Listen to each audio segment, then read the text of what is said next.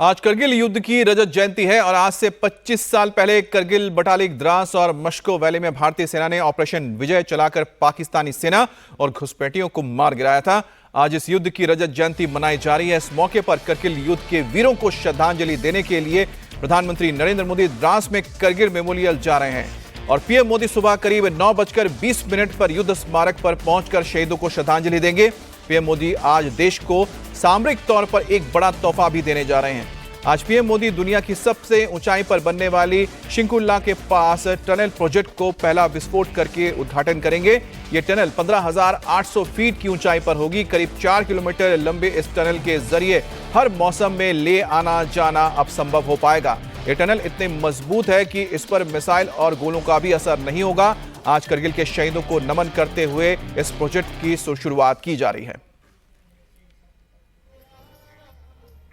प्रधानमंत्री मोदी आज 9:20 पर द्रास में मौजूद करगिल वॉर मेमोरियल में जाएंगे, जहां वो देश के वीर सपूतों को श्रद्धांजलि देंगे। 543 सपूतों ने अपने बलिदान दिया था और उनके सर्वोच्च बलिदान के चलते भारतीय सेना ने जीत हासिल की थी करगिल युद्ध में, और उन्हीं को नमन करते हुए प्रधानमंत्री मोदी करगिल युद्ध के 25वीं सालगिरह के मौके पर श्रद्धांजलि देने के लिए खुद द्रास मेमोरियल जा रहे हैं।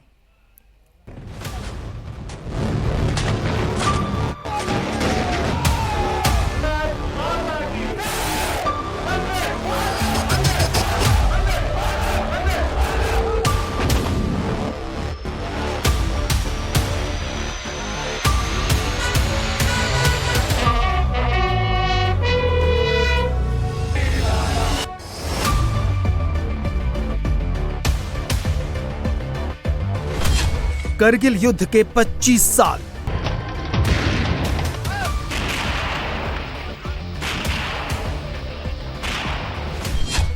शौर्य और शहादत के 25 साल।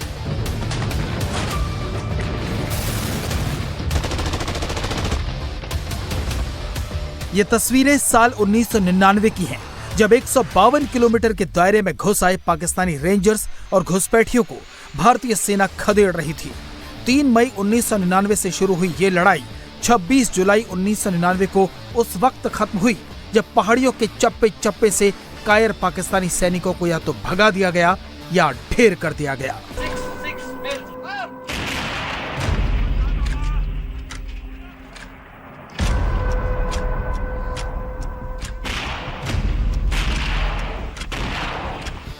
आज इस युद्ध को 25 साल पूरे हो रहे हैं। द्रास में मौजूद ये मेमोरियल जिंदा दास्तान है उन 543 बहादुरों की, जिन्होंने अदम्य साहस और शौर्य का प्रदर्शन करते हुए अपना सर्वस्व बलिदान कर दिया।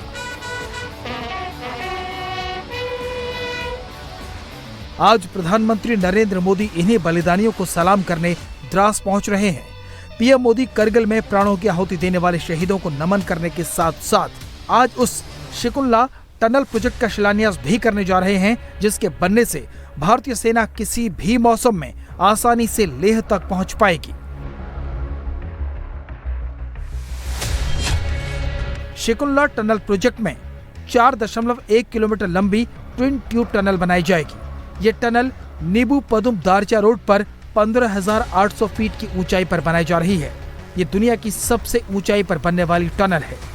ये टनल चीन की 15,590 फीट की ऊंचाई पर बनी सुरंग को पीछे छोड़ देगी। इस टनल पर चीन और पाकिस्तान की मिसाइल और तोप के गोलों का असर नहीं होगा। शिकुल्ला सुरंग से सेना और नागरिकों की आवाजाही आसान हो जाएगी। पीएम मोदी इस टनल का पहला विस्फोट करके आज बड़ा तोहफा देने जा रहे हैं। इन्हीं पहाड़ियों पर 25 साल पहले भी विस्फोटों की आवाज गूंजी थी।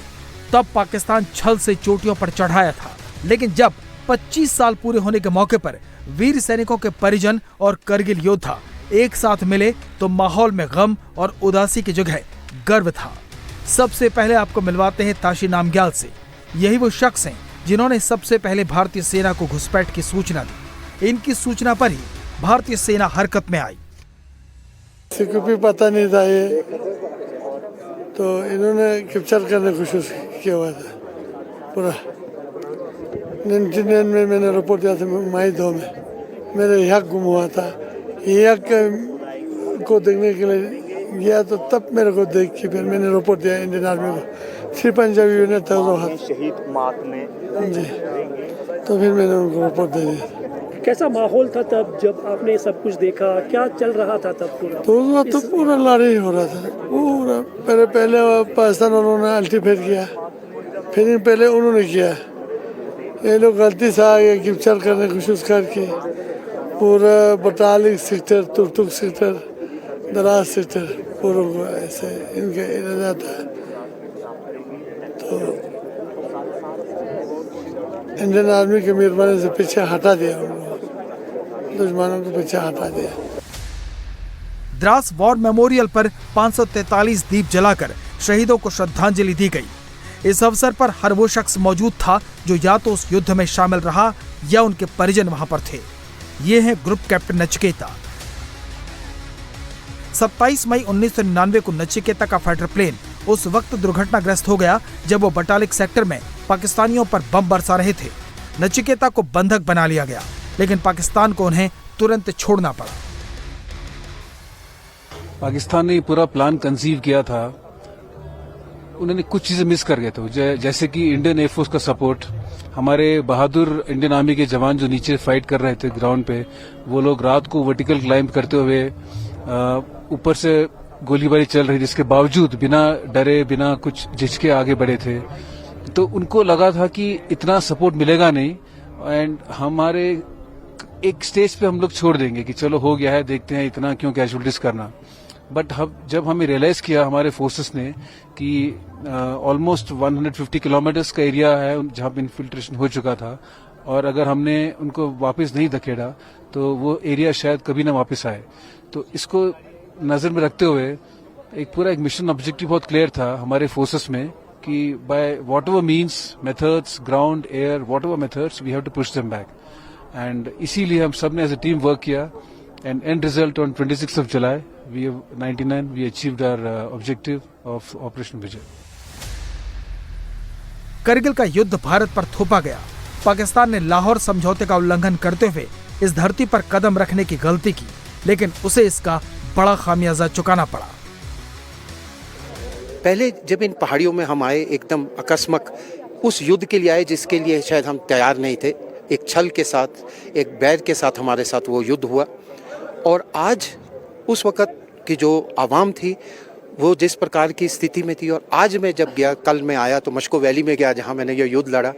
वहाँ मैंने हरियाली देखी, बड़े बड़े घर देखे, स्कूल देखे, छोटे छोटे बच्चे जो हैं हंस खेल के उस जगह पे जा रहे हैं। तो मुझे बहुत सुकून मिला दिल में कि जो शहादत उस वक्त जवानों ने दी, आज चाहे वो मश्को हो, द्रास शहर में मैं घूमा, इधर जाके देखा, वो ऐसा विस्तृत हो रहा है, चहल पहल है, हर चेहरे पे मुस्कान है।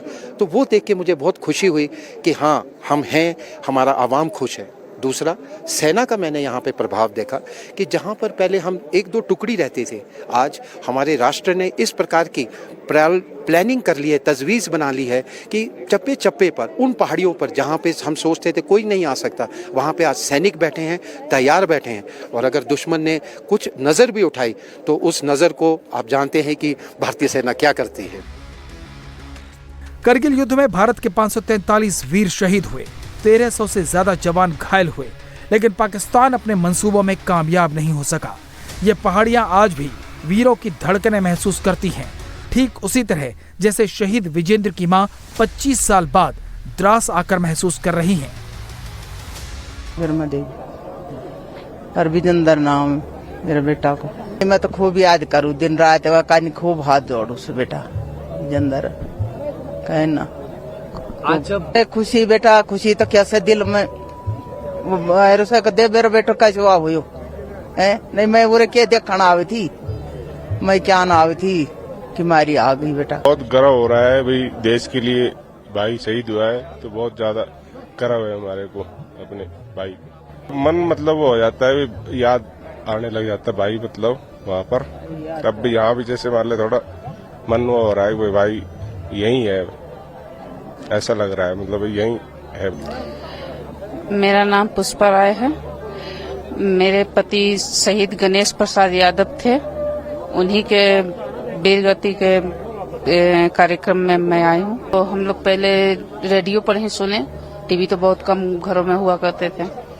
रेडियो पर ही पता चला कि जंग छिड़ गई है, तो उस दिन से हम लोग का तो बुरा हाल था, क्या होगा कहाँ है। फिर 29 मई को वो शहीद हो गए। शहीदों के परिजन जब एक साथ मिले तो लगा वीर सेनानियों का परिवार मिल रहा है। द्रास की इस मिट्टी में उनके लहू का शौर्य मिला हुआ है, जो उन यादों को धुंधला नहीं होने देता। सूबेदार BR भारद्वाज 18 गढ़वाल 0.4700 पे हमने कैप्चर किया है मेरी यूनिट ने। हमारे कंपनी कमांडर थे मेजर SK जोशी, और मैं यहाँ 25 साल के बाद आया हूँ अभी लड़ाई लड़ने के बाद, तो मुझे तो बहुत अच्छा लग रहा है। अभी बदल गया द्रास तो। मधुबाला, हरियाणा से।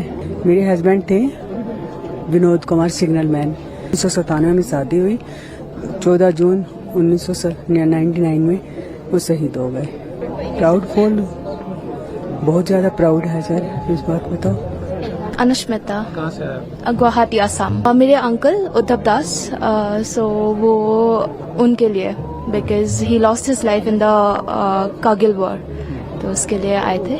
और ये मेरी नानी उद्धव दास की मम्मी, और वो मेरी मम्मी उद्धव दास की बहन। बहुत प्राउड फील हुआ एंड बहुत ऑनर्ड फील हुआ दैट इतना अच्छे से, मतलब आज भी उन लोग को याद किया जाता है।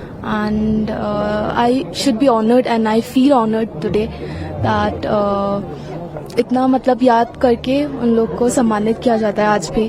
तो I am very proud of each and every people.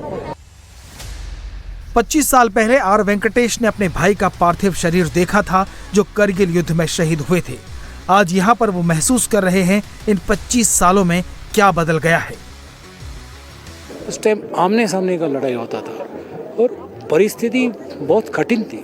वो कठिन परिस्थिति में भी ये लोग, ये जवान लोग, भाई, इन लोग ने अपने जान का परवाह न किए हुए इतना देश के लिए अपना जान देते हुए अपना मातृभूमि का रक्षा किया। इसके लिए हम लोग we have to take lesson from that. हर आर्मी का, हर जवान के लिए हम कुछ न कुछ करना चाहिए अपना लाइफ में। उनको एक ग्लास पानी भी कम से कम पिला दो। आज राजौरी से लेकर कुपवाड़ा तक पाकिस्तान फिर अपनी हरकतों से बाज नहीं आ रहा।